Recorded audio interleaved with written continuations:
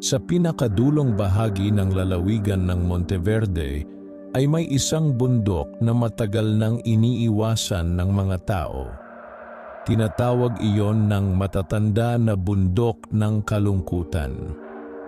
Hindi dahil madilim ang kagubatan nito o mapanganib ang matatarik na bangin, kundi dahil sa mga kwentong matagal nang ibinubulong sa bawat tahanan tuwing sasapit ang gabi. Ayon sa alamat, may nakatagong gintong kabaong sa kailaliman ng bundok.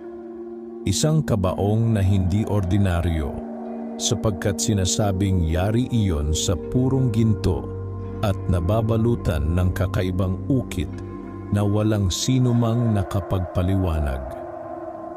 Marami nang nagtangkang hanapin iyon, mga mangangaso, minero, maging mga sakim na naghahangad ng kayamanan, ngunit wala ni isa ang bumalik ng pareho sa dati.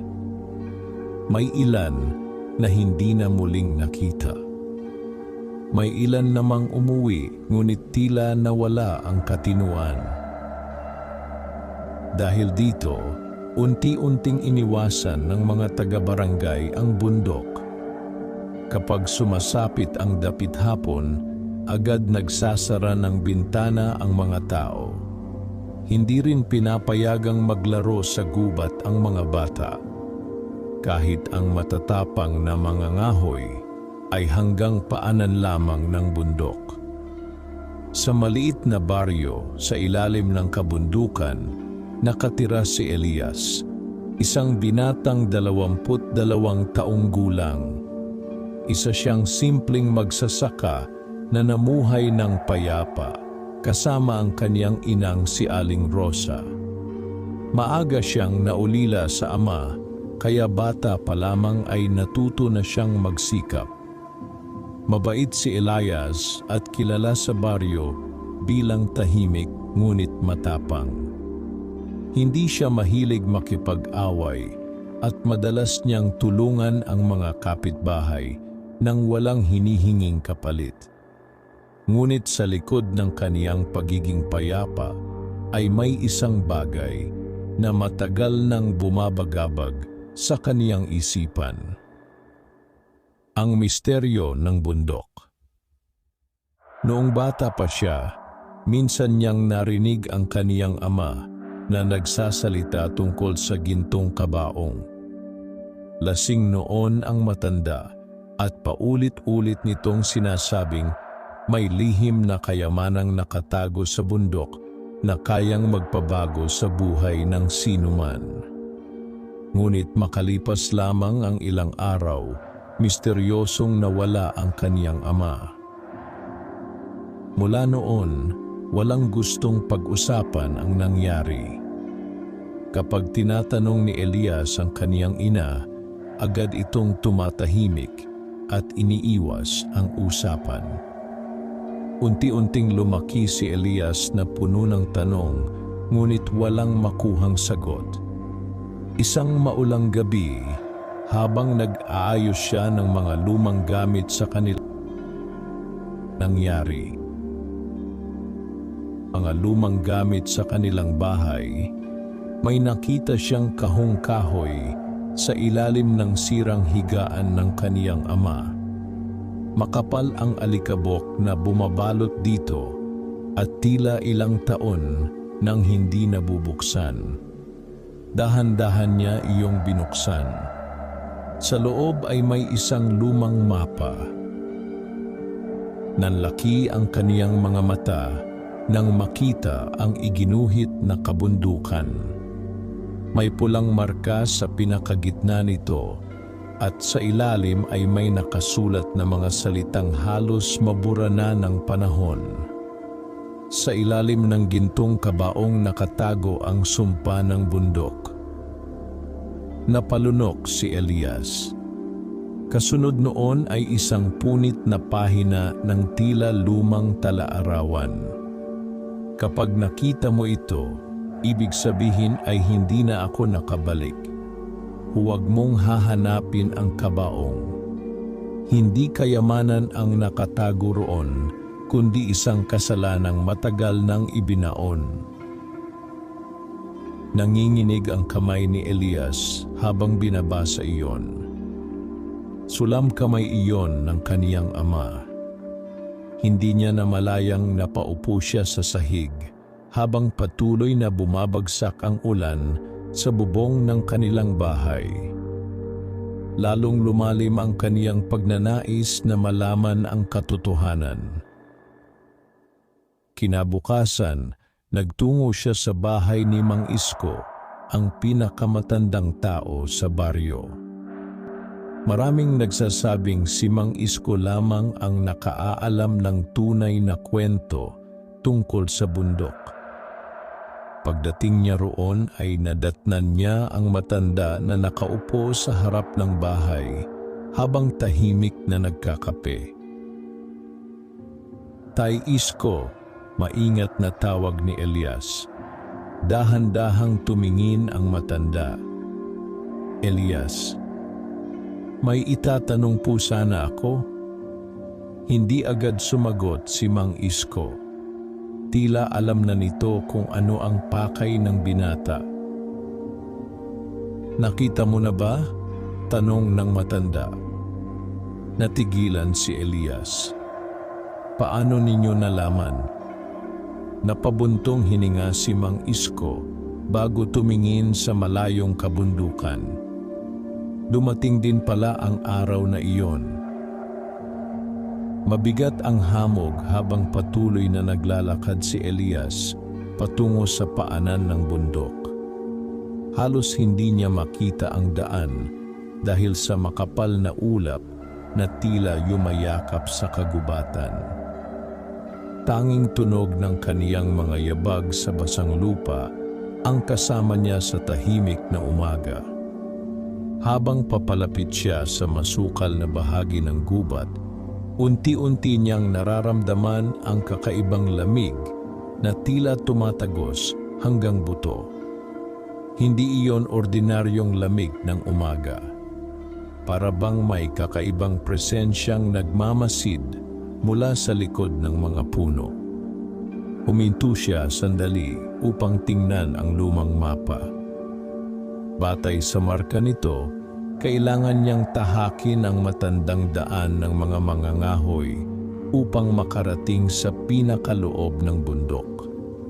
Ngunit ayon sa kwento ng matatanda, matagal nang abandonado ang daang iyon matapos mawala ang ilang taong nagtangkang dumaan doon. Napatingin si Elias sa madilim na kagubatan. Sa sandaling iyon ay gusto niyang umatras. Ngunit naalala niya ang kaniyang ama. Kung hindi niya haharapin ang bundok, mananatiling palaisipan habang buhay ang pagkawala nito. Huminga siya ng malalim bago ipinagpatuloy ang paglalakad. Habang lumalalim siya sa kagubatan, ay lalong kumakapal ang mga puno. Ang dating liwanag ng umaga ay unti-unting nilamon ng mga sanga at dahon sa itaas. Para bang ibang mundo ang bahaging iyon ng bundok. Makalipas ang halos isang oras na paglalakad, ay may nakita siyang sirang kubo sa gilid ng daan. Halos natabunan na iyon ng mga baging at lumot. Dahan-dahan siyang lumapit. Mukhang matagal nang walang nakatira roon. Ngunit nang sumilip siya sa loob, ay may napansin siyang mga lumang kagamitan.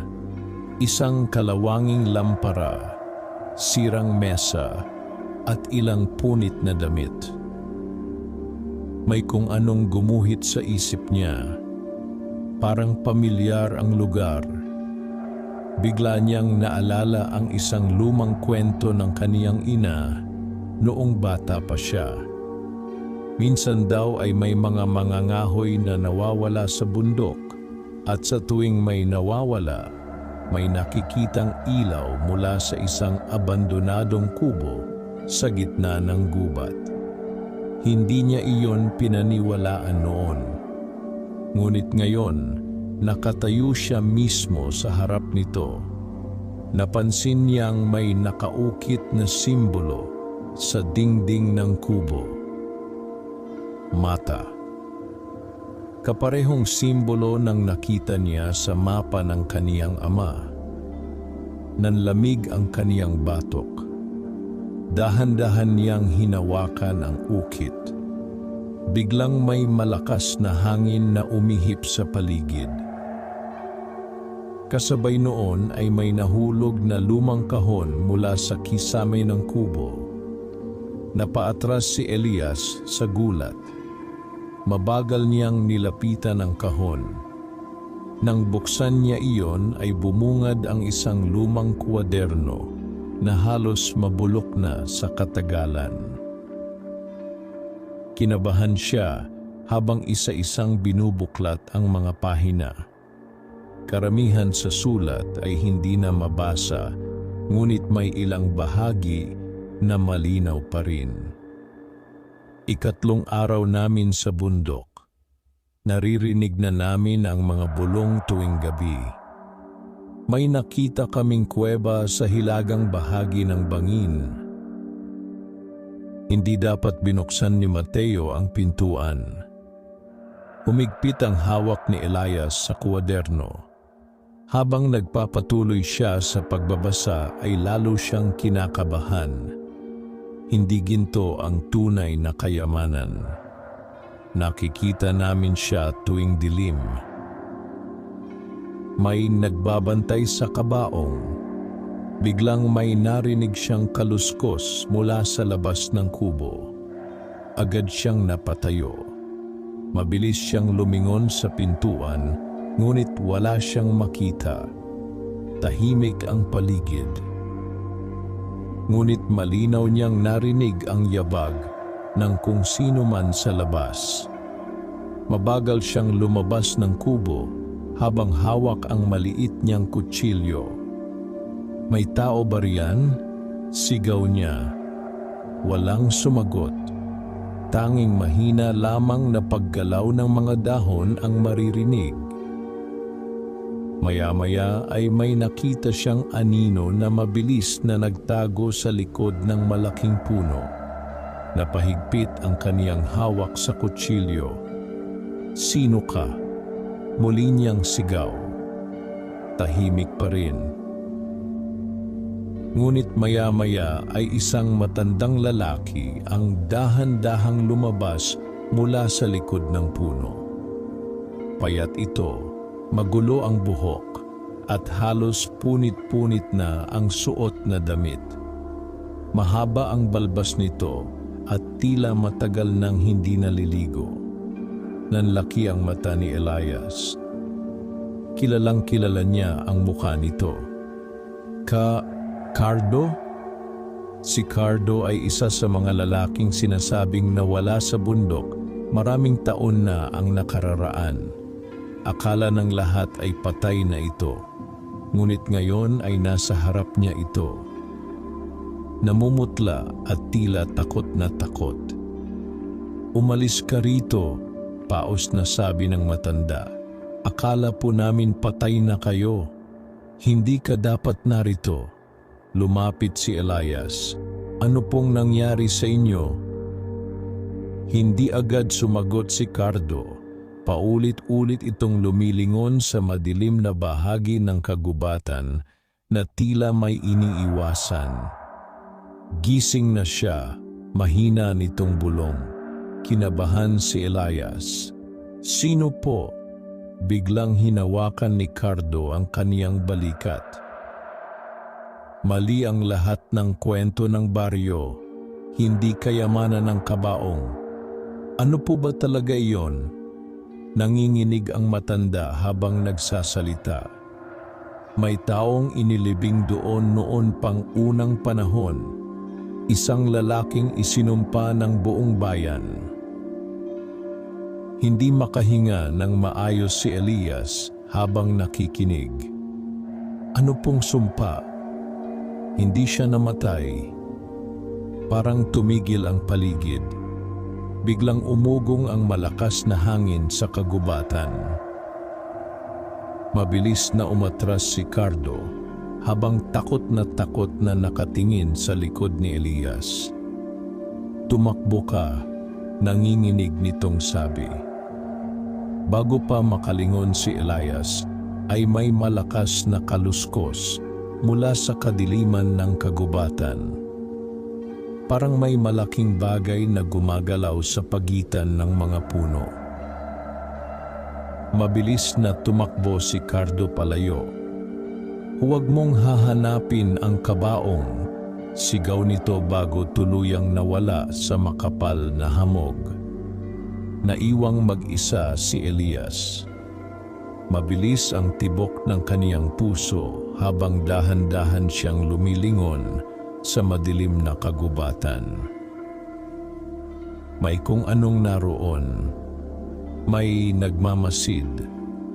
Biglang may dalawang mapupulang mata na lumitaw mula sa likod ng mga puno. Nanigas si Elias. Pakiramdam niya ay hindi siya makahinga. Unti-unting lumalapit ang nilalang mula sa dilim.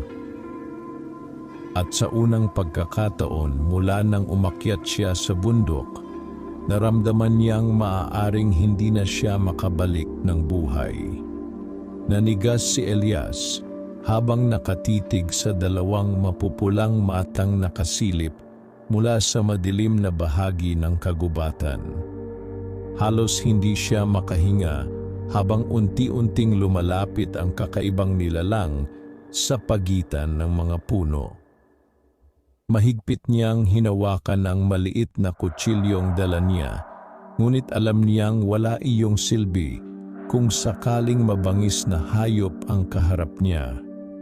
Muling umihip ang malamig na hangin.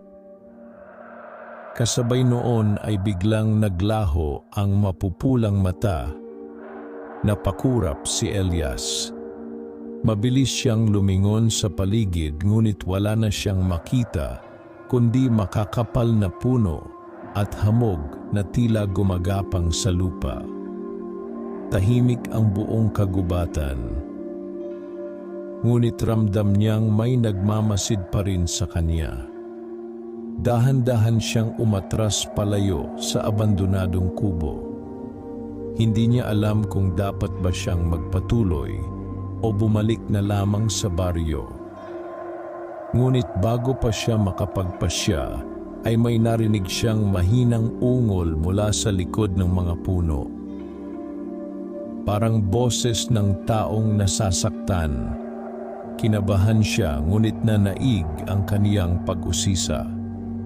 Maingat siyang lumapit sa pinanggagalingan ng tunog. Habang papalapit siya ay lalo niyang naamoy ang mabahong amoy ng nabubulok na dahon at basang lupa. Tila matagal nang walang dumaraan sa bahaging iyon ng kagubatan. Biglang tumambad sa kaniya ang isang maliit na hukay sa ilalim ng malaking puno. At sa loob nito ay may isang lalaking duguan. Nagulat si Elias. Mabilis siyang lumapit. "Hoy!" sigaw niya. "Ayos ka lang ba?" Mahina lamang na gumalaw ang lalaki. Halos hindi ito makatayo dahil sa sugat sa binti.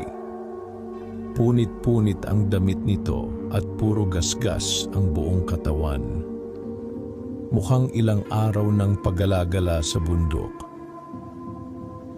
"Tulungan mo ako," mahinang sabi ng lalaki. Agad inilapag ni Elias ang kaniyang bag at nilinis ang sugat nito gamit ang dalang tela at tubig. "Sino ka?" tanong niya. "Ako si Daniel." "Taga saan ka?" "Hindi ako taga rito." Napansin ni Elias na nanginginig ang lalaki habang paulit-ulit na lumilingon sa paligid. "May humahabol ba sa iyo?" Hindi agad sumagot si Daniel. Makalipas ang ilang sandali ay tumingin ito diretso sa kanya. Nakita mo rin ba siya? Nanlamig ang batok ni Elias. Sino? Ang tagapagbantay. Muling bumilis ang tibok ng puso ni Elias. Kanina lamang ay binanggit din iyon ng matandang si Cardo. Ano ba talaga ang tagapagbantay? Tanong niya. Napayuko si Daniel. Hindi ko alam kung tao pa ba iyon. Natahimik si Elias. Kasama ako sa grupo ng mga treasure hunter na umakyat dito 2 linggo na ang nakararaan. Pagpapatuloy ni Daniel. Narinig namin ang kwento tungkol sa gintong kabaong. May nakita ba kayo? Tumango ang lalaki. Natagpuan namin ang kuweba. Nanlaki ang mata ni Elias. Saan? Sa hilagang bahagi ng bundok. Pero hindi kami dapat pumasok doon. Huminga ng malalim si Daniel bago ipinagpatuloy ang kwento.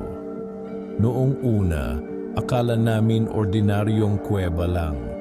Pero habang papasok kami ng papasok, napansin naming may mga ukit sa dingding. Anong klaseng ukit? Mga mata. Parang may malamig na tubig na bumuhos sa katawan ni Elias. Kaparehong simbolo. May nakita rin kaming mga lumang kabaong na bato, pagpapatuloy ni Daniel. Pero sa pinakaloob ng kuweba, may isang kabaong na kulay ginto. Hindi makapagsalita si Elias. Totoo pala, bulong niya. Hindi mo naiintindihan, mabilis na sabi ni Daniel. Nang subukan naming buksan iyon, may narinig kaming sigaw. Nanlamig ang paligid. Anong nangyari pagkatapos? Namamatay isa-isa ang mga kasama ko. Napatitig si Elias sa kaniya. May kung anong nasa loob ng kuweba. Hindi namin iyon nakita ng malinaw pero hindi iyon tao. Biglang may malakas na kaluskos mula sa likod nila. Pareho silang napalingon. May mga dahong gumagalaw kahit walang hangin. Dahan-dahang tumayo si Elias habang hawak ang kutsilyo. Tahimik ang paligid ngunit malinaw na may kung anong gumagalaw sa pagitan ng mga puno. Maya-maya ay may marahang yabag na narinig. 1, 2, 3. Palapit ng palapit. Biglang namutla si Daniel. Siya na iyon. Nanginginig nitong bulong. Ano? Huwag kang lilingon kapag narinig mo siyang magsalita. Kinabahan si Elias. Ano bang sinasabi mo? Ngunit hindi na nakasagot si Daniel. Nakatitig lamang ito sa likuran ni Elias habang unti-unting lumalaki ang takot sa mukha nito. Kasunod noon ay may malamig na boses na umaling-aungaw sa kagubatan. Bakit ninyo ako ginising? Parang tumigil ang tibok ng puso ni Elias. Mabagal siyang napalunok. Hindi niya alam kung lilingon ba siya o tatakbo. Ngunit muli niyang narinig ang boses. Matagal na akong natutulog. Nanginginig ang buo niyang katawan. Unti-unti niyang naaalala ang babala ni Cardo. Hindi siya dapat lumingon. Biglang napasigaw si Daniel. Mabilis na tumakbo ito palayo, ngunit ilang hakbang pa lamang ay tila may humablot dito mula sa kadiliman. Malakas ang sigaw nito habang kinakaladkad papasok sa makapal na hamog. Elias, tumakbo ka! Nanlaki ang mata ni Elias. Wala siyang ibang ginawa kundi mabilis na tumakbo palayo. Hindi niya alam kung ano ang humila kay Daniel. Ayaw rin niyang malaman. Humahampas sa kanyang mukha ang mga sanga habang mabilis siyang tumatakbo sa gitna ng kagubatan. Halos mawalan siya ng balanse sa putik, ngunit hindi siya huminto. Sa likod niya ay patuloy ang mga yabag. Mabibigat. Mabagal. Ngunit tila alam na alam kung nasaan siya. Pakiramdam ni Elias ay anumang oras ay maaabot siya nito. Huminga siya ng malalim habang patuloy na tumatakbo. Hanggang sa bigla siyang madulas sa maputik na bahagi ng lupa. Malakas siyang bumagsak. Napangiwi siya sa sakit ngunit agad siyang bumangon. At doon niya nakita. Sa harap niya ay may malaking batong may kakaibang ukit, simbolo ng mata. At sa likod nito ay isang makitid na daanang pababa sa ilalim ng bundok. Huminto ang lahat ng tunog sa paligid. Pati ang yabag sa likod niya ay biglang nawala. Tahimik. Masyadong tahimik. Dahan-dahang lumapit si Elias sa batong may ukit. Napansin niyang may lumang sulat sa ilalim nito. Ang papasok ay hindi na muling magiging pareho. Biglang may malamig na hangin na nanggaling sa madilim na daanan. Kasabay noon ay may mahinang bulong na tila nanggaling mismo sa kailaliman ng bundok. "Lumapit ka!" Nanlaki ang mata ni Elias.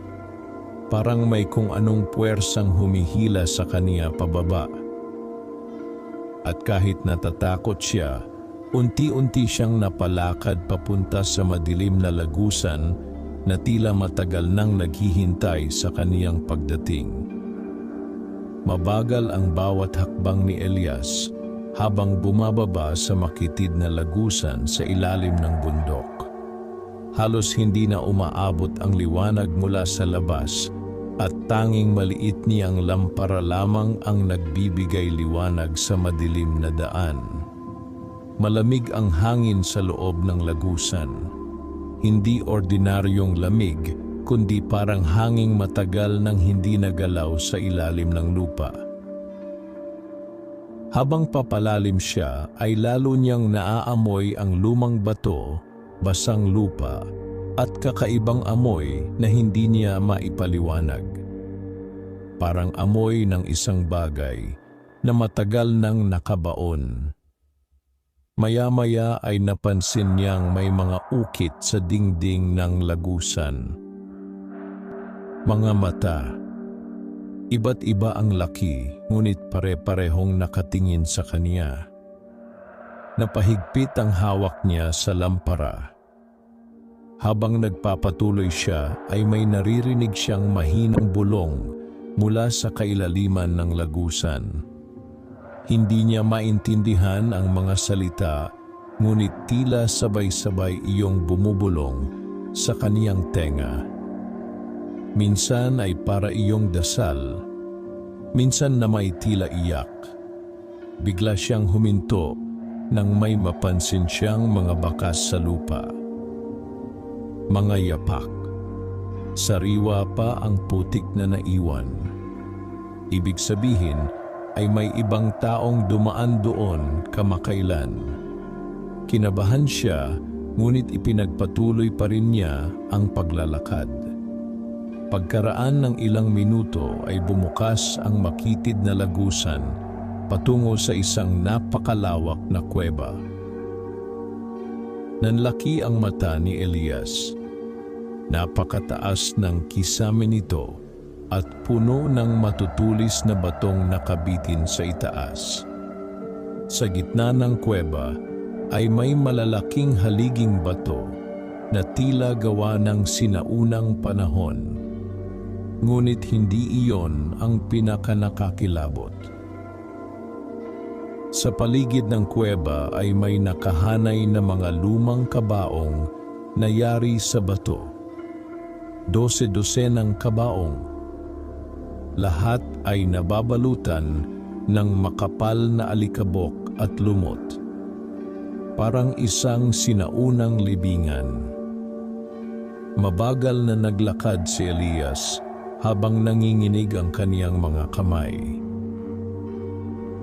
Napansin niyang bawat kabaong ay may parehong simbolo ng mata at sa gitna ng kuweba, naroon ang isang malaking kabaong na kumikislap kahit sa mahinang liwanag ng kaniyang lampara. Ginto. Napahinto siya. Hindi siya makapaniwala sa nakikita.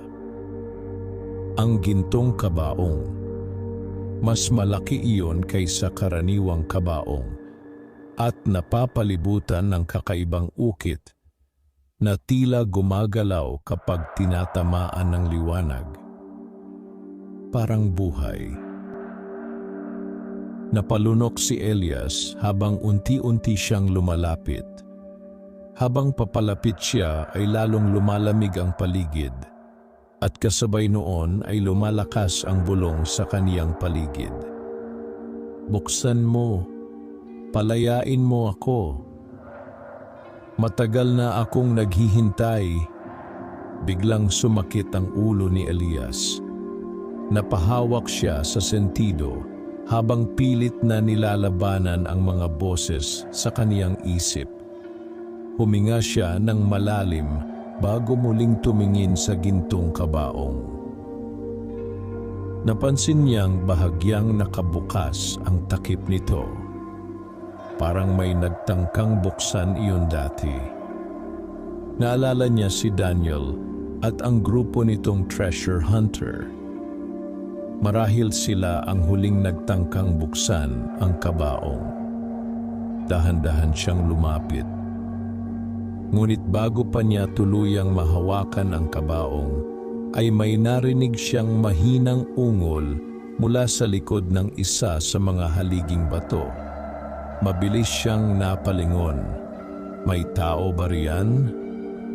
Walang sumagot. Ngunit muli niyang narinig ang mahinang pag-ungol.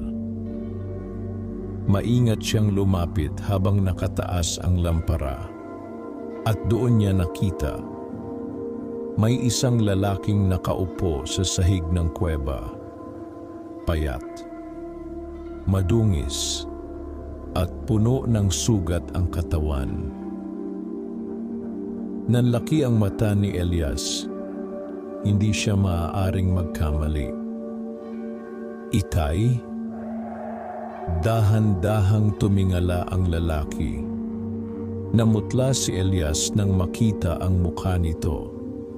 Si Ricardo, ang kaniyang ama. Ngunit hindi na ito katulad ng dati.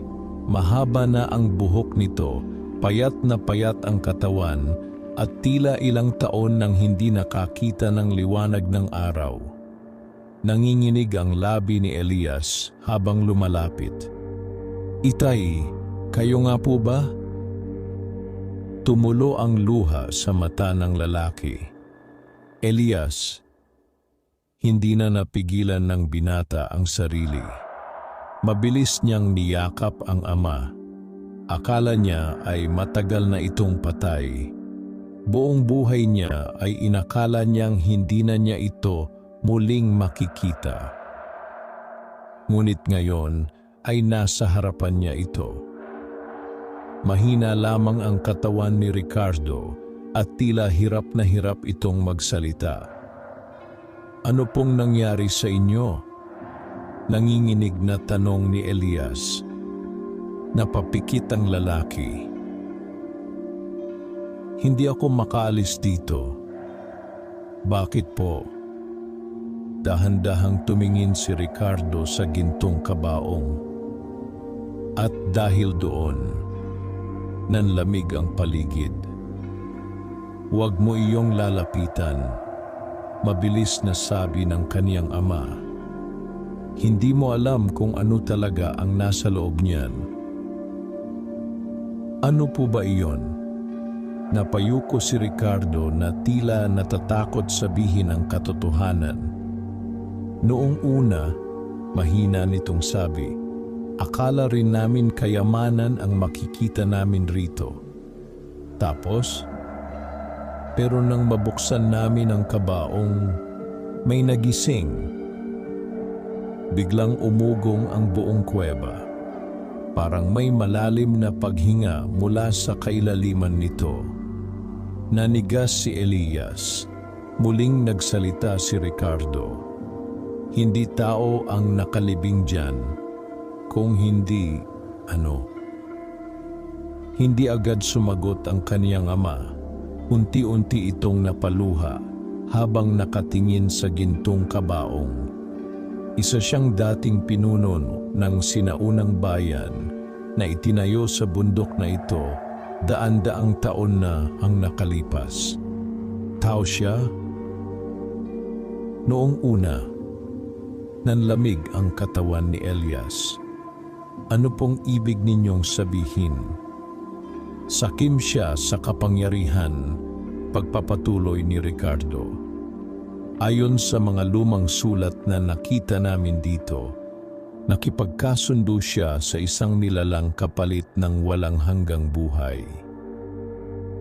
Tahimik na nakinig si Elias habang patuloy ang mahinang ugong sa kuweba. Ngunit isinumpa siya. Biglang lumakas ang hangin sa loob ng kuweba kahit walang siwang na mapapasukan nito. Hindi na siya maaaring mamatay, nanginginig na sabi ni Ricardo.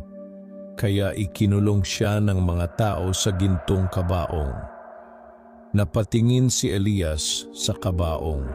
Pakiramdam niya ay may kung anong gumagalaw sa loob nito. Mabagal, mahina, ngunit buhay. Biglang may malakas na kalabog na umalingaw-ngaw sa buong kuweba. Napaatras si Elias. Muling kumalabog ang kabaong. Kasabay noon ay lumakas ang bulong sa paligid. Palayain ninyo ako. Napatayo si Ricardo kahit hirap na hirap ito. Kailangan nating umalis. Pero paano po kayo? Makinig ka sa akin. Sigaw ng kaniyang ama. Kapag tuluyang nabuksan ang kabaong, walang makakalabas ng buhay dito. Biglang nagbitak ang sahig ng kuweba. Nagbagsakan ang maliliit na bato mula sa kisame. Kasunod noon ay unti-unting bumukas ang takip ng gintong kabaong. At mula sa loob nito ay may isang maputlang kamay na dahan-dahang lumabas. Nanigas si Elias habang nakatitig sa maputlang kamay na dahan-dahang lumalabas mula sa gintong kabaong. Mahaba ang mga daliri nito at tila tuyot na tuyot ang balat na parang ilang daang taon nang walang buhay. Ngunit sa kabila noon ay malinaw na gumagalaw iyon. Unti-unting bumukas ang takip ng kabaong. Kasabay noon ay lumakas ang malamig na hanging umiikot sa loob ng kuweba. Parang may bagyong nabuo sa kailaliman ng bundok. Napaatras si Elias habang mahigpit na hinahawakan ang kaniyang ama. Umalis na tayo, sigaw ni Ricardo. Ngunit tila huli na ang lahat. Muling umugong ang buong kuweba. Nagbagsakan ng malalaking bato mula sa kisame habang unti-unting bumubukas ang gintong kabaong. At pagkatapos ng ilang segundo, may isang nilalang na dahan-dahang umupo mula sa loob nito. Hindi makahinga ng maayos si Elias sa nakita. Mukha itong tao ngunit hindi na tunay na tao. Maputla ang balat nito, na tila bangkay na hindi nabubulok.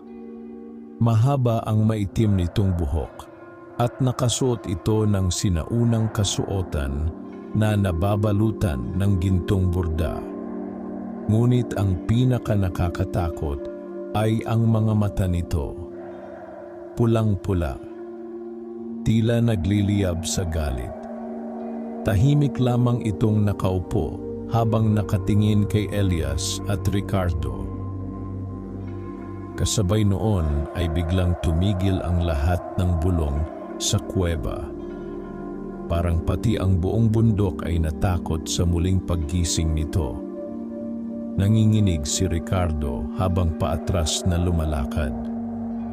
"Huwag mo siyang titingnan sa mata," mahina nitong sabi. Ngunit tila hindi makarinig si Elias. Pakiramdam niya ay parang may humihila sa kaniyang tingin papunta sa nilalang. Dahan-dahang tumayo ang lalaki mula sa kabaong. Matangkad ito at napakabagal kumilos, ngunit bawat hakbang nito ay tila nagpapayanig sa buong kuweba. Maya-maya ay nagsalita ito. Matagal, paos at malamig ang boses nito. Matagal akong naghintay. Napaatras si Elias. Biglang tumingin ang nilalang kay Ricardo. "At ikaw," namutla ang ama ni Elias. "Ikaw ang nagtangkang pumatay sa akin." Mabilis na napailing si Ricardo. "Hindi namin alam kung ano ka." Biglang ngumiti ang nilalang, isang malamig at nakakatakot na ngiti. Noong una, mabagal nitong sabi, "Tao rin ako." Tahimik na nakinig si Elias habang patuloy ang pagyanig ng kuweba. "Ako ang pinuno ng bayang itinayo sa bundok na ito," pagpapatuloy ng nilalang. "Ngunit kinatakutan ako ng sarili kong mga tao." "Dahil isinumpa ka," nanginginig na sabi ni Ricardo. "Hindi sumpa ang tawag ko rito." Unti-unting nagdilim ang paligid. Kapangyarihan. Biglang may itim na usok na lumabas mula sa katawan ng nilalang at mabilis na kumalat sa kuweba. Napahawak si Elias sa dibdib dahil sa biglang hirap sa paghinga. "Tumakbo ka," sigaw ni Ricardo. Mabilis nitong hinila ang anak palayo sa gintong kabaong. Tumakbo silang dalawa sa makitid na lagusan habang patuloy na umuuga ang buong kuweba. Sa likod nila ay maririnig ang mabagal na yabag ng nilalang. Hindi ito nagmamadali, parang alam nitong hindi sila makakatakas. Habang tumatakbo ay napansin ni Elias na unti-unting namamatay ang ilaw ng kaniyang lampara. Kasabay noon ay lalong lumalamig ang hangin. "Hindi siya dapat nakalabas," hingal na sabi ni Ricardo. "Sino po ba talaga siya?" "Ang pangalan niya ay Amaru." Nanlaki ang mata ni Elias. Ayon sa alamat, pagpapatuloy ng kaniyang ama, isa siyang pinunong sakim sa kapangyarihan. Nakipagkasundo siya sa nilalang mula sa ilalim ng bundok upang maging walang kamatayan. At pagkatapos, unti-unti siyang naging halimaw. Patuloy silang tumatakbo habang nagbabagsakan ang mga bato sa paligid nila. Pinatay niya ang sarili niyang mga tauhan, sabi ni Ricardo. At nang makita ng mga tao ang tunay niyang anyo, ikinulong nila siya sa gintong kabaong.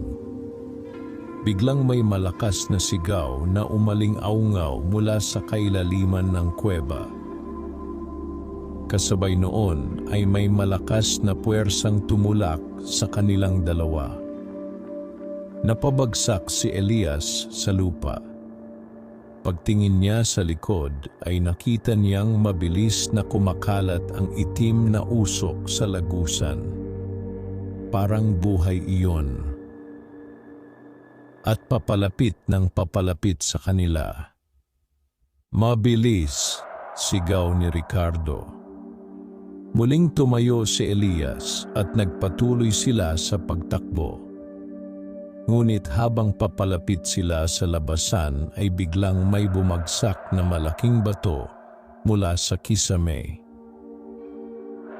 Malakas na tinulak ni Ricardo si Elias palayo, ngunit siya mismo ang natamaan. "Itay!" sigaw ni Elias. Napaupo si Ricardo habang dumadaloy ang dugo mula sa kaniyang balikat. Mabilis na lumapit si Elias upang tulungan ito, ngunit mahigpit siyang hinawakan ng kaniyang ama. "Makinig ka sa akin. Hindi ko kayo iiwan. Kailangan mong umalis dito." Napaiyak si Elias habang pilit binubuhat ang ama. "Hindi! Elias!" Biglang lumakas ang yabag mula sa kailaliman ng lagusan. Palapit ng palapit si Amaru. Nanginginig si Ricardo habang may inilabas na maliit na bagay mula sa kaniyang bulsa. Isang lumang anting-anting na yari sa itim na bato. Ito lang ang makakapigil sa kanya. "Ano po ito?" "Natagpuan namin ito rito noon," hingal na sabi ni Ricardo. "Ito ang ginamit ng mga sinaunang tao upang ikulong siya." Mahigpit nitong ipinasok ang anting-anting sa kamay ni Elias. "Sirain mo ang sumpa." Biglang lumitaw ang maitim na anyo ni Amaru sa dulo ng lagusan. Nanlamig si Elias. Hindi na ito mukhang tao. Umahaba ang mga daliri nito at tila may usok na lumalabas sa buong katawan. Pulang-pula ang mga mata nitong nakatingin sa kanila. "Hindi ka makakatakas," malamig nitong sabi. Mabilis na itinulak ni Ricardo ang anak. "Tumakbo ka! Ayaw ko kayong iwan! Ngayon na!" Sa unang pagkakataon sa buhay ni Elias, nakita niyang umiiyak ang kaniyang ama. "Patawarin mo ako, anak." Kasabay noon ay may malakas na sigaw si Ricardo habang hinaharang nito si Amaru. Napaatras si Elias at bago pa niya malapitan ng ama ay biglang bumagsak ang malaking bahagi ng lagusan sa pagitan nila. Nayanig ang buong bundok. "Itay!" Ngunit tanging alikabok at bato lamang ang sumagot sa kaniyang sigaw. Naiwan siyang mag-isa sa madilim na lagusan habang unti-unting humihina ang mga sigaw mula sa kabilang bahagi. At sa nanginginig niyang kamay ay mahigpit niyang hawak ang mahiwagang anting-anting na maaaring siyang tanging pag-asa laban sa nilalang na nagising mula sa gintong kabaong. Nanginginig ang buong katawan ni Elias habang nakatitig sa gumuhong bahagi ng lagusan. Patuloy pa ring bumabagsak ang maliliit na bato mula sa kisame at nababalot ng makapal na alikabok ang paligid. "Itay!" Muli niyang sinigaw iyon ngunit walang sumagot. Tanging mahinang ugong lamang mula sa kailaliman ng kuweba ang maririnig. Unti-unting bumigat ang kaniyang dibdib. Hindi niya alam kung buhay pa ba ang kaniyang ama o tuluyan na itong natabunan sa ilalim ng mga bato. Mahigpit niyang hinawakan ang itim na anting-anting na iniwan ni Ricardo Mainit iyon sa kaniyang palad. Parang may sariling tibok. Huminga ng malalim si Elias habang pilit pinapakalma ang sarili. Hindi siya maaaring manatili roon. Maaaring anumang oras ay makarating si Amaru sa kaniyang kinaroroonan. Mabilis siyang tumayo at ipinagpatuloy ang paglalakad sa madilim na lagusan.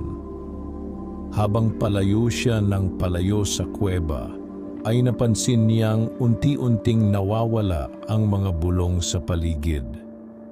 Ngunit kapalit nito ay lalong bumibigat ang katahimikan. Parang may hinihintay ang buong bundok. Makalipas ang ilang minuto ay nakarating siya sa isang bahagi ng lagusan na nahahati sa dalawa. Huminto siya. Hindi niya alam kung alin ang tamang daan palabas. Tiningnan niya ang lumang mapa, ngunit halos hindi na iyon makatulong dahil iba ang hitsura ng nasa ilalim ng bundok kumpara sa iginuhit doon. Biglang uminit ang anting-anting sa kaniyang kamay. Napatingin siya rito. At sa unang pagkakataon ay napansin niyang may mahinang pulang liwanag na lumalabas mula rito. Unti-unti itong tumuturo sa kaliwang lagusan. Nanlaki ang mata ni Elias. Hindi niya maipaliwanag, ngunit pakiramdam niya ay ginagabayan siya nito. Kaya wala siyang ibang ginawa kundi sundan ang direksyon ng anting-anting. Habang naglalakad siya, ay lalo niyang napapansin ang mga kakaibang ukit sa dingding. Hindi lamang mata ang naroon. May mga larawan rin ng mga taong nakaluhod sa harap ng isang matangkad na lalaki na may mapupulang mata. Si Amaru. Sa ibang ukit naman ay makikitang may mga taong sinusunog ang mga bahay habang nakatayo lamang ang pinuno at tila pinapanood ang kaguluhan. Napalunok si Elias. Mukhang totoo ang kwento ng kaniyang ama. Halimaw nga ang dating pinuno ng bundok. Makalipas pa ang ilang sandali ay nakarating siya sa isang malaking silid sa ilalim ng lupa. Mas maliit iyon kaysa sa kuweba ng gintong kabaong, ngunit mas kakaiba ang itsura. Sa gitna ng silid ay may isang altar na yari sa bato, at sa ibabaw nito ay may nakapatong na lumang kahon na nababalutan ng makapal na alikabok. Dahan-dahang lumapit si Elias. Napansin niyang pareho ng simbolo ang altar at ang anting-anting na hawak niya. Mabilis na tumibok ang kaniyang dibdib. Maingat niyang binuksan ang kahon. Sa loob ay may isang lumang telang binalot sa tila sinaunang aklat. Halos punit-punit na ang mga pahina nito, ngunit mababasa pa rin ang ilang sulat.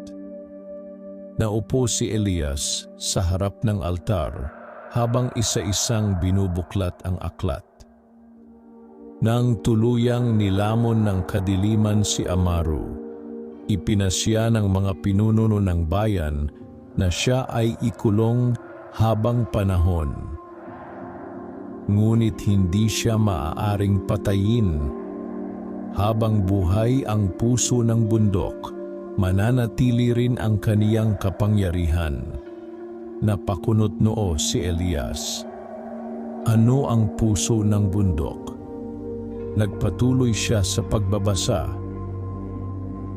Ang tanging paraan upang mapigilan siya ay ang paggamit ng batong itim na ibinigay ng unang tagapagbantay. Mabilis niyang tiningnan ang anting-anting sa kaniyang kamay. Ibig sabihin ay iyon ang tinutukoy ng aklat. Ngunit mag-ingat. Kapag tuluyang nagising si Amaru, magsisimulang mamatay ang bundok. Biglang lumakas ang ugong sa ilalim ng lupa. Kasabay noon ay may malakas na pagyanig. Napatingala si Elias habang naglalaglagan ang maliliit na bato mula sa kizame.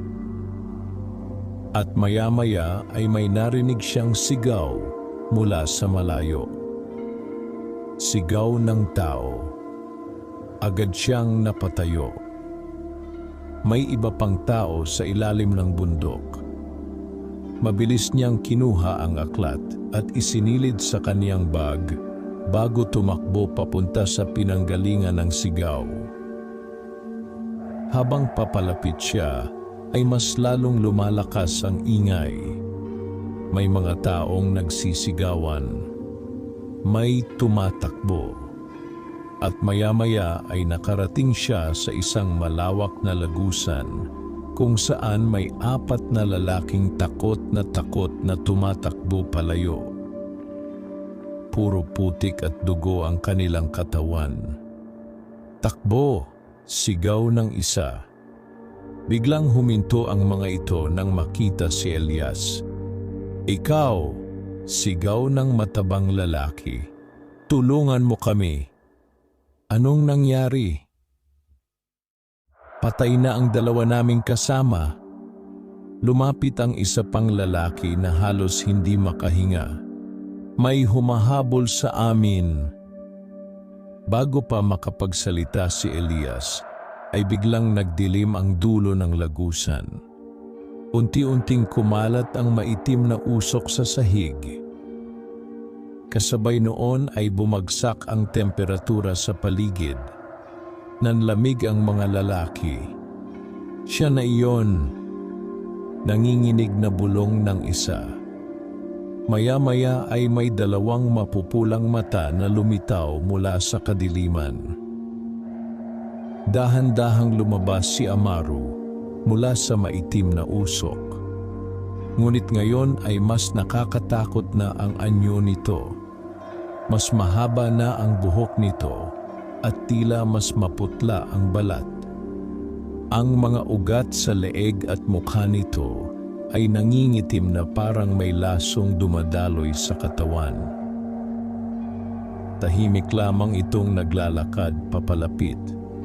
Ngunit bawat hakbang nito ay tila nagpapabigat sa hangin. Biglang napaluhod ang isa sa mga lalaki. Awa! Sigaw nito. Hindi namin sinasadya. Ngumiti si Amaru. Lahat kayo ay pare-pareho. Kasabay noon ay mabilis na humaba ang maitim na usok mula sa kaniyang katawan at biglang pumulupot sa lalaking nakaluhod. Malakas ang sigaw nito habang unti-unting hinihigop ng usok ang buhay sa kaniyang katawan. Nanlaki ang mata ni Elias. Sa loob lamang ng ilang segundo ay naging tuyot at maputla ang lalaki bago tuluyang bumagsak sa sahig. Patay. Nataranta ang natitirang 3 lalaki at mabilis na tumakbo palayo. Ngunit hindi sila hinabol ni Amaru. Sa halip ay dahan-dahan itong tumingin kay Elias. Parang matagal na nitong hinihintay ang sandaling iyon. Napahigpit si Elias sa hawak na anting-anting. Biglang lumiwanag ng malakas ang itim na bato. At sa unang pagkakataon ay napaatras si Amaru. Nawala ang ngiti nito. Nasaan mo nakuha iyan? Malamig nitong tanong. Hindi sumagot si Elias.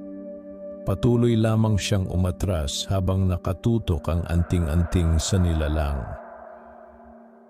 Muling lumiwanag ang bato at kasabay noon ay umaling-aungaw sa buong lagusan ang malalakas na sigaw na tila mula sa mga kaluluwang nakakulong sa ilalim ng bundok. Unti-unting nagdilim ang mukha ni Amaru. Hindi pa tapos ang lahat, mabagal nitong sabi. Kasunod noon ay bigla itong naglaho kasama ng maitim na usok. Bumalik ang katahimikan sa lagusan. Ngunit kahit wala na si Amaru, alam ni Elias na nagsisimula pa lamang ang tunay na bangungot sa ilalim ng bundok. Tahimik na nakatayo si Elias sa gitna ng lagusan habang mahigpit na hawak ang itim na anting-anting. Mabilis pa rin ang tibok ng kaniyang puso matapos mawala si Amaru sa harap niya. Sa unang pagkakataon ay nakita niyang umatras ang nilalang. Ibig sabihin, totoo ang nakasulat sa sinaunang aklat. May kapangyarihan ang anting-anting laban kay Amaru. Ngunit alam din niyang hindi sapat iyon upang tuluyan niya itong mapigilan. Maya-maya ay napansin niyang naglaho na rin ang tatlong lalaking kasama ng treasure hunter. Marahil ay nagpatuloy ang mga iyon sa pagtakas palabas ng bundok. Hindi niya sila masisisi, kahit siya ay gusto nang umalis. Ngunit habang tumatagal ay lalo niyang nararamdaman na may mas malalim pang lihim na nakatago sa ilalim ng bundok. At pakiramdam niya ay konektado rito ang kaniyang pamilya. Huminga siya ng malalim bago muling sumulong sa madilim na lagusan. Habang naglalakad ay napansin niyang unti-unting nagbabago ang itsura ng paligid. Hindi na puro bato at makikitid na daanan ang naroon. May mga sirang haligi na. May mga lumang hagdang yari sa bato. At maya-maya ay may nakita siyang bahagi ng pader na tila gawa ng sinaunang kabihasnan. Parang may nakatagong lungsod sa ilalim ng bundok. Lalong bumilis ang tibok ng puso ni Elias habang nagpapatuloy. Hanggang sa biglang bumukas ang lagusan. At tumambad sa kanya ang isang napakalawak na lugar. Nanlaki ang kaniyang mga mata. Sa ilalim ng bundok ay may isang sinaunang bayan. Tahimik, madilim, at matagal nang inabandona. May mga bahay na yari sa bato na halos gumuho na sa katagalan. Ang iba ay natabunan na ng lupa at lumot, habang ang iba na may wasak na tila dinaanan ng malaking digmaan. Sa gitna ng bayang iyon ay may napakalaking rebulto. Rebulto ni Amaru. Nakatingin iyon sa buong bayan na tila isang hari pa rin hanggang ngayon. Napalunok si Elias habang mabagal na naglalakad sa gitna ng sinaunang lugar. Pakiramdam niya ay bumalik siya sa nakaraan. Ngunit kasabay ng pagkamangha ay may kakaibang lungkot na bumabalot sa paligid. Parang may matinding trahedyang nangyari roon noon. Maya-maya ay may narinig siyang mahinang yabag mula sa likod niya. Mabilis siyang napalingon. Ngunit walang tao. Tahimik pa rin ang buong bayan. Humigpit ang hawak niya sa anting-anting bago nagpatuloy sa paglalakad. Napansin niyang may mga kalansay sa paligid. May ilan na nakahandusay sa kalsadang bato, habang ang iba na may nasa loob ng mga sirang bahay. Parang walang nakaligtas sa lugar na iyon. Bigla niyang naalala ang sinabi ng kaniyang ama. pinatay ni Amaru ang sarili niyang bayan. Habang naglalakad siya ay may napansin siyang kakaibang bahay sa dulo ng sinaunang bayan. Mas malaki iyon kaysa sa iba at tila dating tahanan ng mahalagang tao. May simbolo rin ng mata sa pintuan nito. Dahan-dahan siyang lumapit. Bahagyang nakabukas ang malaking pinto ng bahay, kaya maingat siyang sumilip sa loob. Madilim ang paligid, ngunit may ilang lumang kasangkapan pang naroon. At sa gitna ng silid ay may isang mahabang mesa na puno ng mga lumang papel at sirang banga. Mabagal siyang pumasok. Habang iniikot niya ang lampara ay may napansin siyang malaking larawan sa dingding. Halos mabura na iyon, ngunit makikita pa rin ang mukha ng isang batang lalaki na nakasuot ng kakaibang kwintas. Biglang nanlamig si Elias. Ang kwintas sa larawan ay kapareho ng suot niyang kahoy na kwintas na bigay ni Mang Isko. Mabilis siyang lumapit. Sa ilalim ng larawan ay may nakaukit na pangalan. Lunario. Napakunot noo si Elias. Hindi niya kilala ang pangalang iyon. Ngunit bago pa siya makapag-isip ay may narinig siyang mahinang tinig mula sa likod niya. Suot mo ang tanda ng mga tagapagbantay. Mabilis siyang napalingon. Nanlaki ang kaniyang mga mata. Sa madilim na sulok ng bahay ay may isang matandang babae na nakaupo. Nakabalot ng maitim na tela ang buong katawan nito at mahaba ang puti nitong buhok. Hindi niya alam kung paano niya hindi agad napansin ang matanda. "Sino po kayo?" Maingat na tanong ni Elias. Tahimik na tumayo ang babae. Matanda na ito, ngunit matalim pa rin ang mga mata. "Matagal kitang hinintay," kinabahan si Elias. "Paano ninyo ako nakilala?"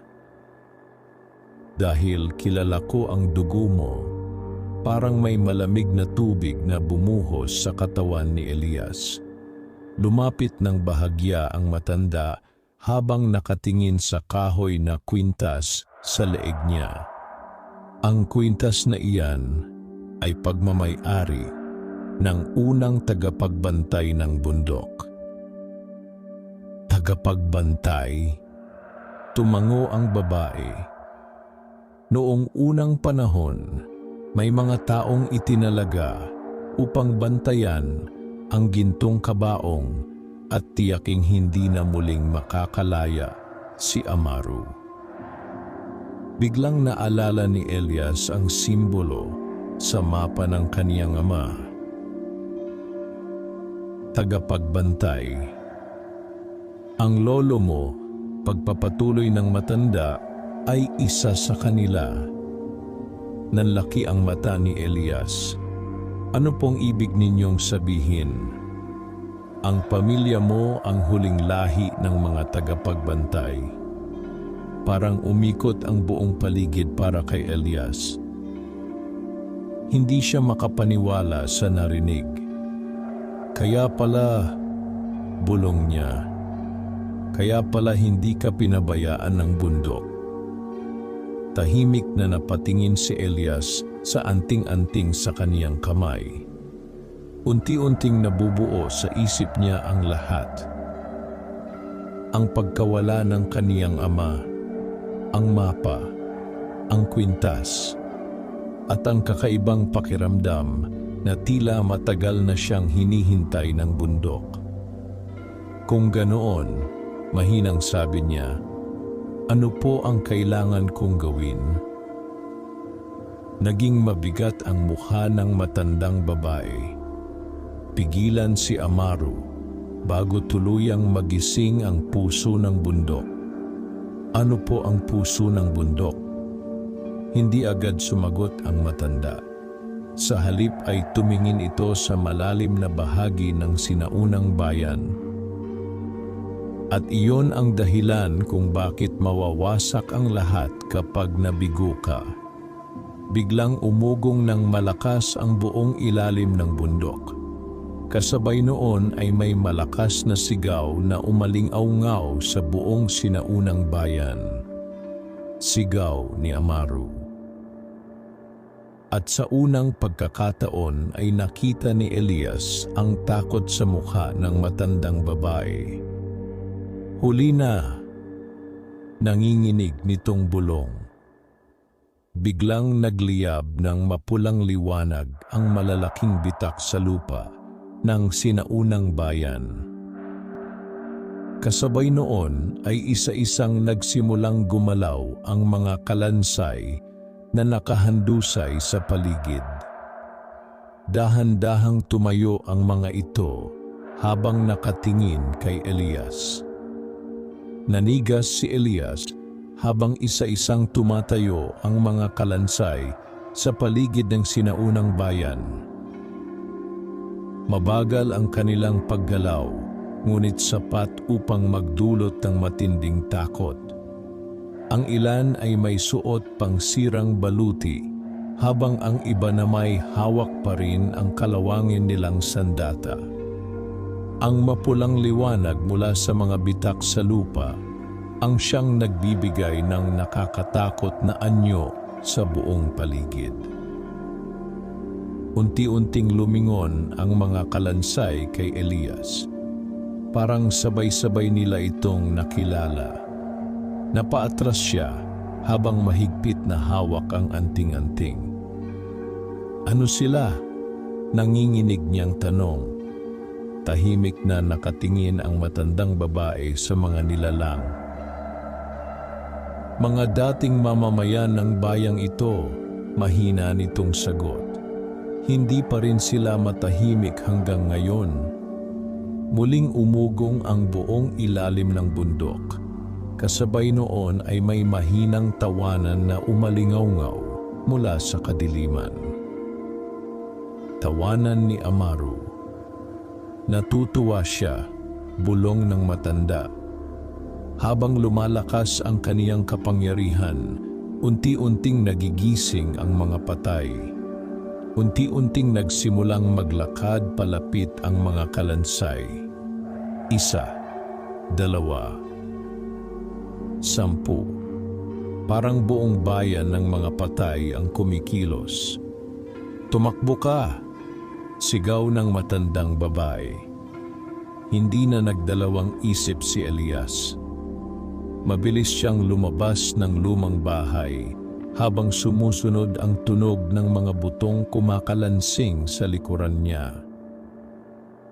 Tumakbo siya sa makitid na kalsadang bato ng sinaunang bayan habang humahabol ang mga kalansay mula sa iba't ibang direksyon. Mabilis ang tibok ng kaniyang puso. Hindi niya alam kung saan siya pupunta. Biglang may isang kalansay na tumalon mula sa sirang bubong at humarang sa kanya. Napaatras siya. Mabilis niyang inilabas ang maliit na kutsilyo, ngunit bago pa siya maatake, ay biglang lumiwanag ang anting-anting sa kaniyang leeg. Kasabay noon ay napahiyaw ang kalansay at tila nasunog ng hindi nakikitang apoy. Mabilis itong bumagsak at naging abo. Nanlaki ang mata ni Elias. May kapangyarihan ang anting-anting laban sa mga nilalang ng bundok. Ngunit hindi siya maaaring manatili roon. Lalo pang dumarami ang mga kalansay. Muli siyang tumakbo habang patuloy ang pagyanig ng buong lugar. Habang papalayo siya ay napansin niyang unti-unting bumabagsak ang ilang gusali sa sinaunang bayan. Ang lupa ay tila nagbibitak habang lalong lumalakas ang mapulang liwanag mula sa ilalim. Parang may kung anong buhay na gumigising sa kailaliman ng bundok. Biglang may humawak sa kaniyang braso. Napasigaw si Elias at mabilis na bumunot ng kutsilyo. Ngunit isang lalaki pala ang nasa harap niya. Isang binatang halos kasing edad niya. "Huwag kang maingay," mabilis nitong sabi. Hinihingal si Elias habang nakatitig sa estranghero. "Sino ka? Kung gusto mong mabuhay, sumunod ka sa akin." Bago pa makapagtanong si Elias, ay mabilis nang tumakbo ang lalaki sa makitid na eskinita sa pagitan ng mga sirang bahay. Wala nang ibang pagpipilian si Elias kundi sundan ito. Tumawid sila sa makikipot na daan hanggang makarating sa isang lumang gusaling yari sa bato. Mabilis na isinara ng estranghero ang malaking pintuan matapos silang makapasok. Tahimik silang dalawa habang nakikinig sa mga yabag ng mga kalansay sa labas. Makalipas ang ilang sandali ay unti-unting lumayo ang mga tunog. Saka lamang nakahinga ng maayos si Elias. "Sino ka?" muli niyang tanong. Ang lalaki ay may mahabang buhok at maruming kasuotan na tila matagal nang namumuhay sa ilalim ng bundok. Ngunit malinaw na hindi ito ordinaryong tao. Matalim ang mga mata nito at tila sanay na sanay sa lugar. "Ako si Lucio," sagot nito. "Taga rito ka?" Matagal munang nanahimik si Lucio bago tumango. "Dito ako ipinanganak." Nanlaki ang mata ni Elias. "Imposible. Wala nang tao rito. Akala mo lang?" Tahimik na naupo si Lucio sa tabi ng lumang pader. "May ilan pa kaming nakaligtas." Hindi makapaniwala si Elias. Paanong may mga taong nakatira rito? "Matagal nang may mga pamilyang hindi makaalis sa ilalim ng bundok," sagot ni Lucio.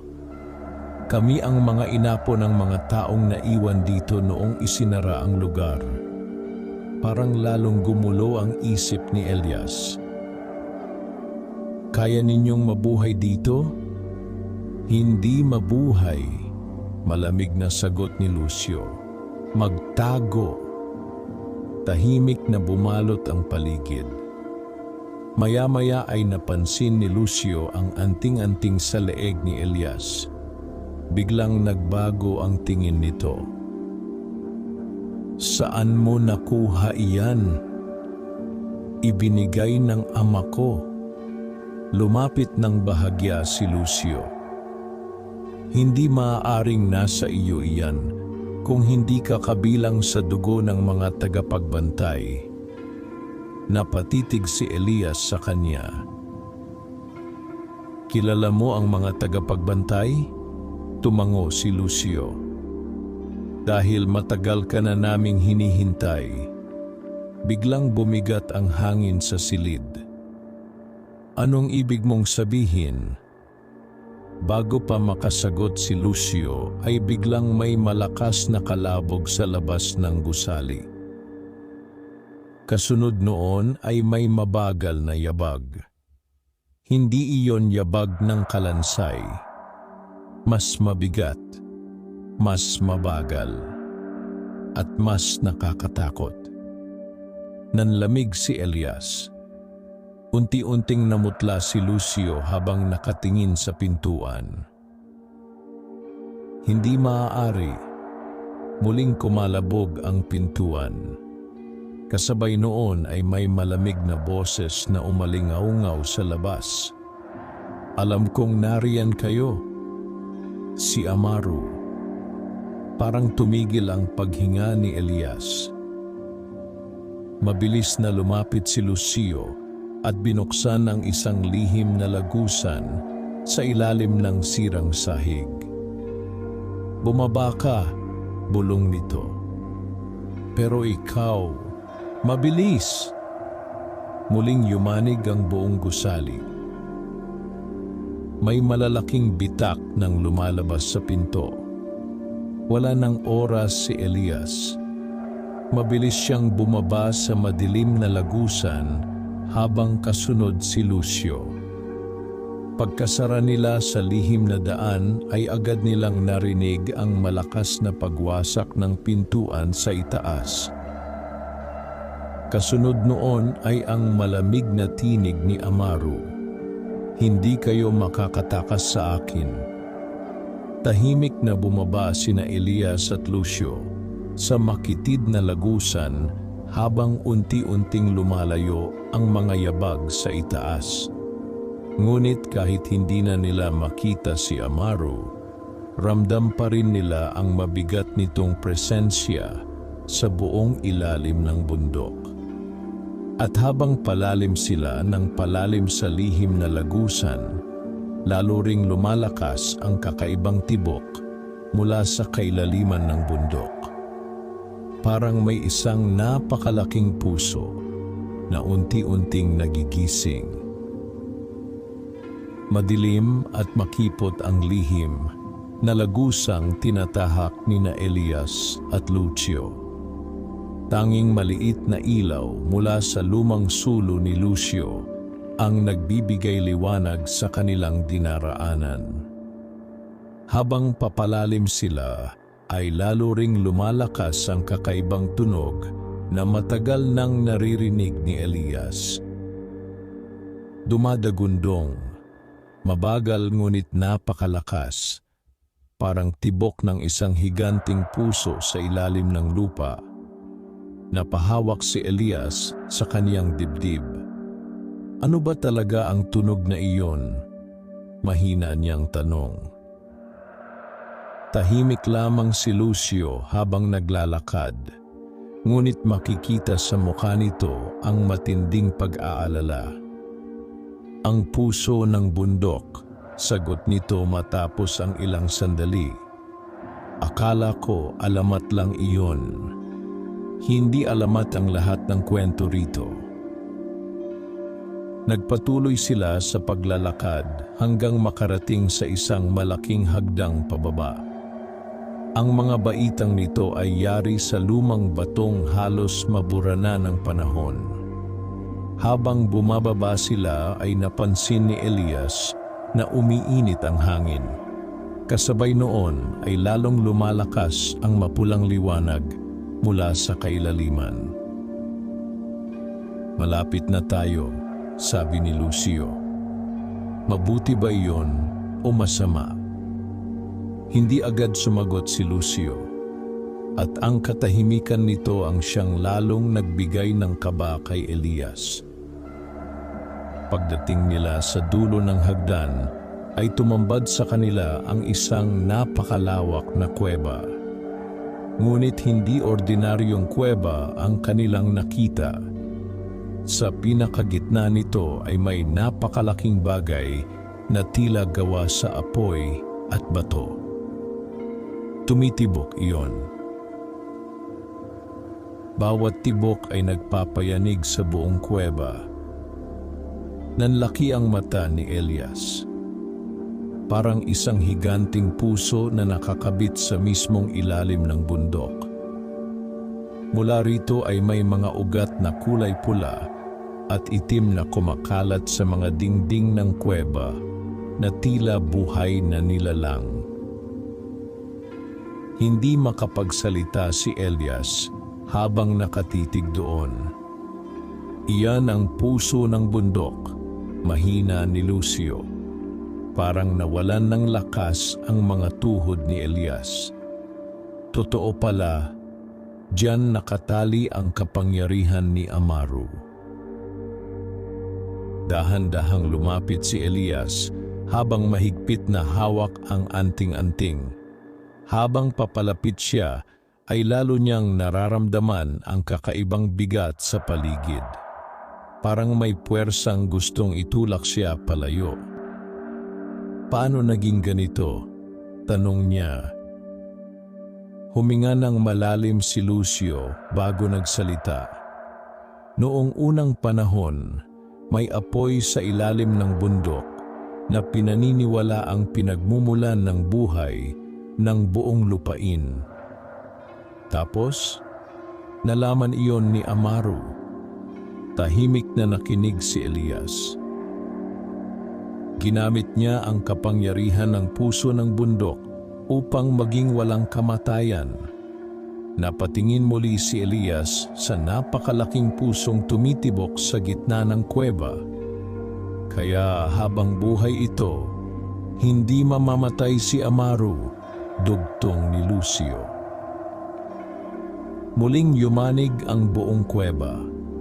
Kasabay noon ay may mahinang tawanan na umaling-aungaw sa paligid. Nanlamig si Elias. Kilalang kilala niya ang boses na iyon. Si Amaru. Matagal ko nang binantayan ang lugar na ito. Umalingaw-ngaw ang malamig na tinig nito. Ngunit ngayon, dumating na rin ang huling tagapagbantay. Mabilis na lumingon sina Elias at Lucio. Mula sa madilim na bahagi ng kuweba ay unti-unting lumabas si Amaru. Mas nakakatakot na ngayon ang anyo nito. Halos kalahati ng katawan nito ay nababalot na ng maitim na usok. Ang mga ugat nito ay tila apoy na gumagapang sa ilalim ng maputlang balat. At ang mga mata nitong pula ay tila apoy na nagliliyab sa galit. Mahigpit na hinawakan ni Elias ang anting-anting. "Huwag kang lalapit," sigaw niya. Ngumiti si Amaru. "Akala mo ba kaya mo akong pigilan?" Kasabay noon ay biglang kumalat ang maitim na usok sa paligid ng kuweba. Mabilis na umatras si Lucio. "Elias," sigaw nito. "Gamitin mo ang anting-anting." Agad itinaas ni Elias ang itim na bato. Biglang nagliwanag ng napakalakas ang anting-anting. Kasabay noon ay napaatras si Amaru habang sumisigaw sa galit. Ngunit hindi nagtagal ay muli rin itong ngumiti. Mahina pa rin. Biglang nagdilim ang buong kuweba. Kasabay noon ay mabilis na gumalaw ang maitim na usok at tila naging mga kamay na humablot kay Lucio. Napasigaw ang binata habang hinihila siya ng usok paitaas. "Lucio!" sigaw ni Elias. Pinilit ni Lucio na makawala, ngunit masyadong malakas ang puwersang pumipigil dito. Dahan-dahang lumapit si Amaru habang nakatingin kay Elias. "Alam mo ba kung bakit kayo piniling maging mga tagapagbantay?" Hindi sumagot si Elias. "Dahil may utang ang dugo ninyo." Napakunot noo siya. "Anong ibig mong sabihin?" Unti-unting nagdilim ang mukha ni Amaru. "Ang ninuno mo ang nagtaksil sa akin. Parang tumigil ang buong paligid. Kasama ko siyang naghahanap ng kapangyarihan ng puso ng bundok." Nanlaki ang mata ni Elias. "Hindi totoo iyan." "Oh, totoo iyon." Mabagal na ngumiti si Amaru. Ngunit nang makita niya ang tunay kong kapangyarihan, natakot siya. Unti-unting bumilis ang tibok ng puso ng bundok. At siya mismo ang tumulong upang ikulong ako. Tahimik na napatitig si Elias. Pakiramdam niya ay gumuho ang lahat ng pinaniniwalaan niya. "Kasalanan ng pamilya mo kung bakit ako nakulong dito." Biglang sumigaw si Lucio habang pilit na lumalaban sa maitim na usok. Huwag kang maniwala sa kanya, ngunit tila hindi nakikinig si Amaru. Patuloy lamang ito sa paglapit kay Elias. Palayain mo ako, malamig nitong sabi, at matatapos ang sumpa ng pamilya mo. Nanlamig ang kamay ni Elias. Paano kung hindi? Unti-unting nagdilim ang buong kuweba.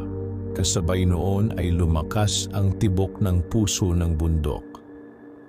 Kapag namatay ang puso ng bundok, mabagal na sabi ni Amaru, mamamatay rin ang lahat sa ibabaw nito. Biglang nanlaki ang mata ni Elias, kasama ang buong baryo, kasama ang kaniyang ina.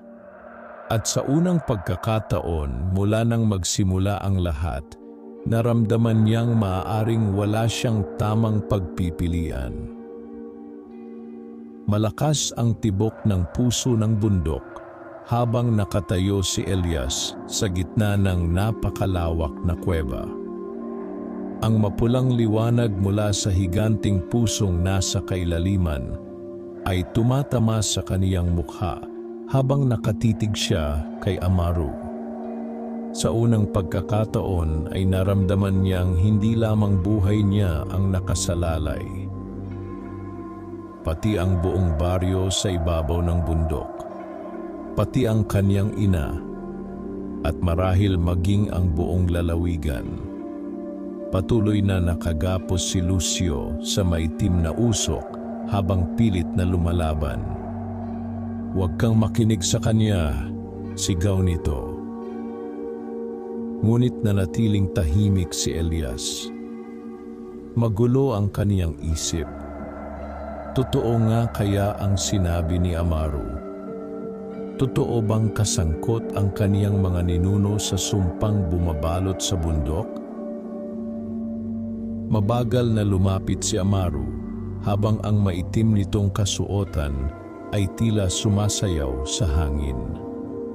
Matagal na akong naghihintay, malamig nitong sabi. Pagod na akong ikulong sa lugar na ito.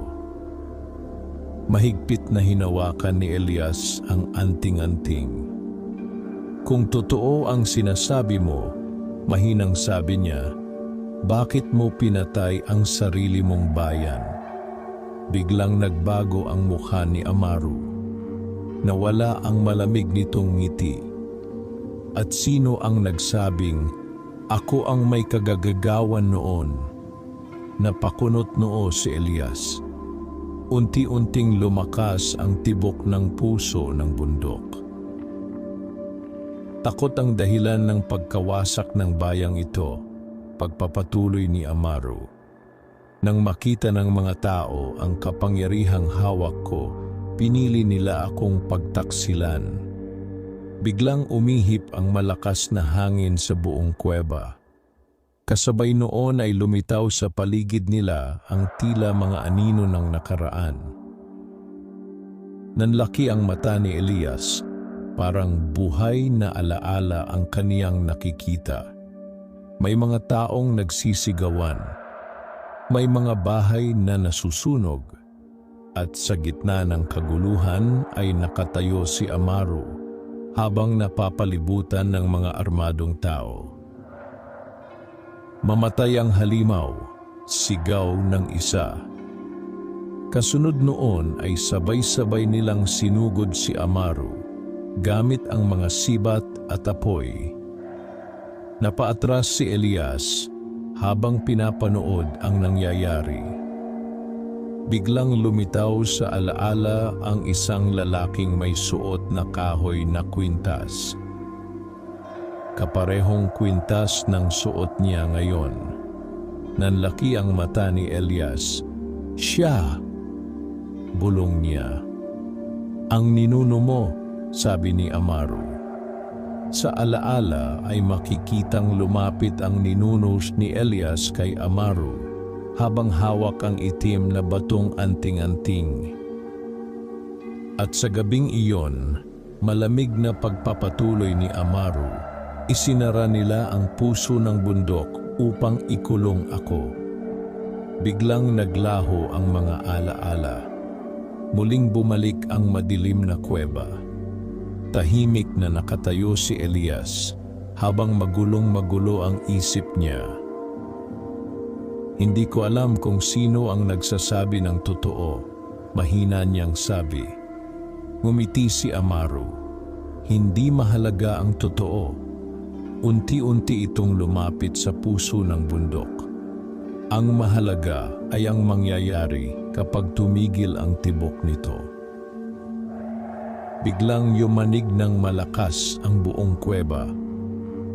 May malalaking bitak na lumitaw sa paligid ng puso ng bundok. Kasabay noon ay narinig ni Elias ang malalayong sigawan mula sa itaas. Parang may nangyayaring sakuna sa baryo. Namutla si Lucio. Nagsisimula nang bumagsak ang bundok. Biglang sumigaw si Amaru habang itinaas ang mga kamay nito. Kasabay noon ay mabilis na kumalat ang maitim na usok patungo sa puso ng bundok. Lalong bumilis ang tibok nito. Dumadagundong ang buong kuweba na tila anumang oras ay guguho na. Kapag tuluyan kong nakuha ang lakas ng puso ng bundok, sigaw ni Amaru, wala nang makakapigil sa akin. Mabilis na tumakbo si Elias papunta rito habang hawak ang anting-anting. Ngunit bago pa siya makalapit, ay itinulak siya ng malakas na puwersa ng maitim na usok. Napabagsak siya sa lupa. Masakit ang pagkakatama ng kaniyang likod, ngunit agad siyang bumangon. Elias, sigaw ni Lucio. Ang anting-anting. Mabilis niyang tiningnan ang itim na bato sa kaniyang kamay. Unti-unti itong umiinit. At maya-maya ay biglang lumiwanag ng napakalakas. Kasabay noon ay may mga simbolong lumitaw sa buong kuweba. Parehong simbolo ng mata na nakita niya sa mapa, sa mga dingding at sa sinaunang bayan. Parang may kapangyarihang nagising mula sa anting-anting. Biglang napaatras si Amaru habang sumisigaw sa galit. Hindi! Ngunit hindi huminto ang liwanag. Unti-unting lumitaw ang mga anino ng matatandang tagapagbantay sa paligid ng kuweba. 12 dosenang anino. Lahat ay nakatingin kay Elias. At sa unang pagkakataon ay narinig niya ang kanilang mga tinig. Tapusin mo na. Nanginginig ang katawan ni Elias habang hawak ang anting-anting. Ano ang kailangan kong gawin? Mabagal na lumapit ang isang anino. At kahit hindi niya makita ng malinaw ang mukha nito, ay alam niyang isa iyon sa kaniyang mga ninuno. Isara muli ang puso ng bundok. Paano? Kapalit ng buhay ng huling tagapagbantay. Parang tumigil ang kaniyang paghinga. Nanlaki ang mata ni Lucio. Hindi! Unti-unting naunawaan ni Elias ang ibig sabihin noon. Kapag isinara niya ang puso ng bundok gamit ang anting-anting, siya mismo ang magiging bagong bantay nito habang buhay. Hindi na siya makakabalik sa ibabaw. Hindi na niya muling makikita ang kaniyang ina. Tahimik na tumulo ang luha sa kaniyang mga mata. Biglang ngumiti si Amaru. Kita mo? Malamig nitong sabi. Ganyan palagi ang sumpa ng pamilya mo. Unti-unting lumalapit muli ang maitim na usok kay Elias. Isang buhay kapalit ng pagkakakulong ko. Mahigpit na ipinikit ni Elias ang kaniyang mga mata. Naalala niya ang kaniyang ina. ang simpleng buhay nila sa baryo, ang mga pangarap niyang mabuhay ng tahimik. Ngunit naalala rin niya ang mga taong maaaring mamatay kapag nabigo siya. Dahan-dahan siyang tumayo, at sa nanginginig niyang kamay ay mahigpit niyang hinawakan ang anting-anting. Napansin iyon ni Amaru. Unti-unting nawala ang ngiti nito. "Ano ang ginagawa mo?" Huminga ng malalim si Elias habang nakatingin sa puso ng bundok. "Tatapusin ko na ito." Mabilis na nagbago ang mukha ni Amaru. "Huwag!" Ngunit tumakbo na si Elias papunta sa gitna ng kuweba. Kasabay noon ay nagliwanag ng napakalakas ang anting-anting sa kaniyang kamay. At habang papalapit siya sa puso ng bundok, naramdaman niyang unti-unting nilalamon ng liwanag ang kaniyang buong katawan. Wakas,